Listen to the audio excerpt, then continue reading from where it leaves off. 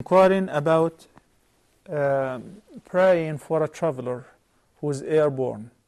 If somebody is on a flight and it's a long flight, how can we keep track of the prayer times and the Qibla? Very interesting. Allah subhanahu wa ta'ala says in the Quran, إِنَّ الصَّلَاةَ كَانَتْ عَلَى الْمُؤْمِنِينَ كِتَابًا مَوْقُوتًا.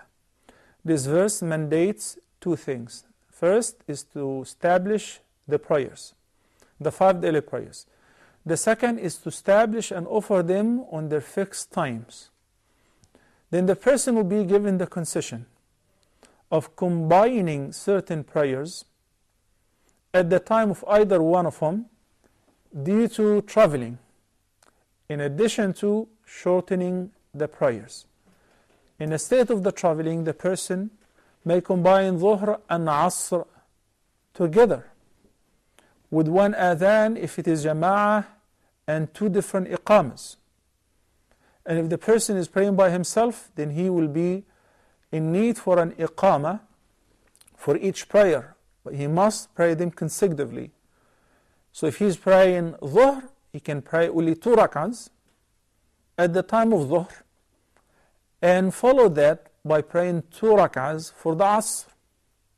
Or he can do otherwise by praying the Dhuhr at the time of Asr, and the time of Asr is extended until sunset. Of course, it is disliked to postpone it until the end of the time, and it becomes forbidden to pray once the sun sets entirely. To pray Asr, of course, it will become a major sin to postpone the prayer from its fixed time. Same thing with the Maghrib and Isha. The person who's traveling may pray Maghrib right after sunset and immediately follow it by praying Isha 2 rak'ahs. Or can postpone Maghrib to be prayed with Isha, but both of them must be offered before midnight, depending on wherever you are. Midnight in some areas may extend to be 12 hours, sometimes more, and sometimes much less than that. In some countries, the night will be only a few hours, a couple of hours, 3-4 hours.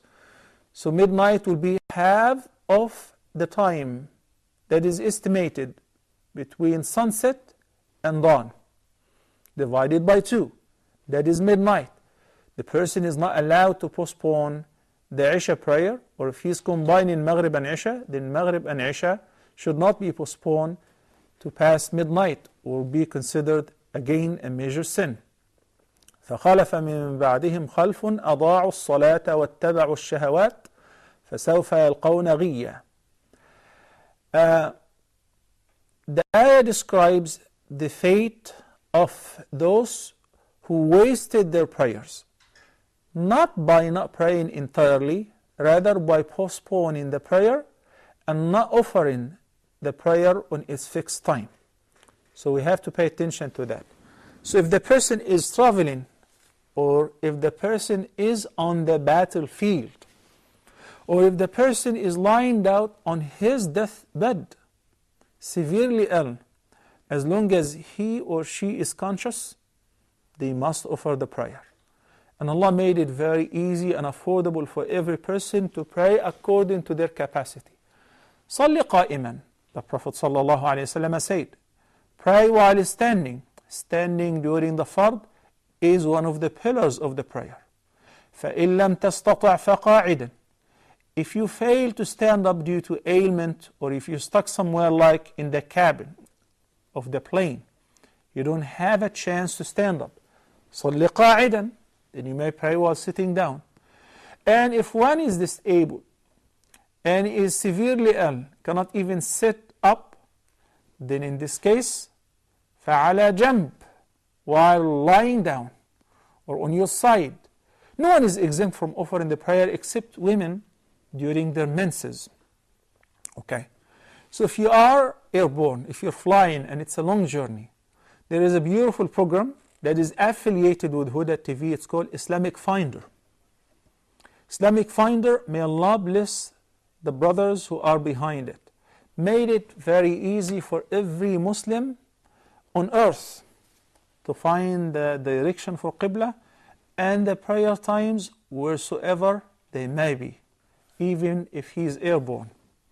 Every single city on earth, once you type it or download it to your mobile phone, to your laptop, your desktop, and you can print out the sequence if you're traveling from one point to another to find out what will be the prayer time and the exact direction for Qibla in this place versus other stops that you may have to stop at.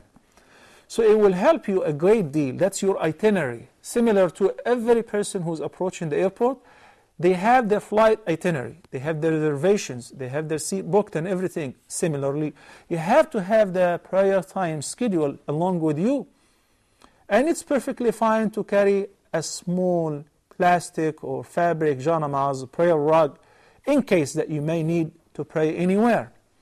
If you are in the plane and in some flights they have a designated area for the prayers, and if they don't, then you may ask those who are in charge, seek the assistance of the captain or others, the host or the hostess, that if they can assist you as far as the direction to Mecca.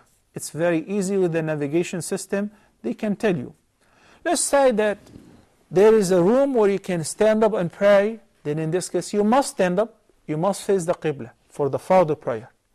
They don't allow that, fine, you don't have to argue, you can pray in your seat. But the direction of the Qibla is tilted a little towards the right or the left. If you can tilt and move towards the Qibla in your seat, fine. But if it is entirely against the direction of the flight, so it is towards the back, of course you cannot turn 180. Then in this case, you just pray in the same direction that the flight is taken off or flying towards, and there is no blame on you. All of that is understood from the verse, فَاتَّقُوا اللَّهَ مَا اسْتَطَعْتُمْ. Fear Allah and keep your duty to Him as much as you can. Well, of course, if the person knows that I might arrive before the next prayer time, then in this case, it's better. You can just, when you land and you have your compass, or if you have it on your phone, you can find out the direction and spread your janamaz and pray at the airport or anywhere. وَجُعِلَتْ لِيَ الْأَرْضُ مَسْجِدًا وَطَهُورًا. The whole earth for the believers is a masjid, a place for sujood. And the earth itself is a tahir. You can just pray on the floor, on the ground, as long as it is not polluted or contaminated with any impurities.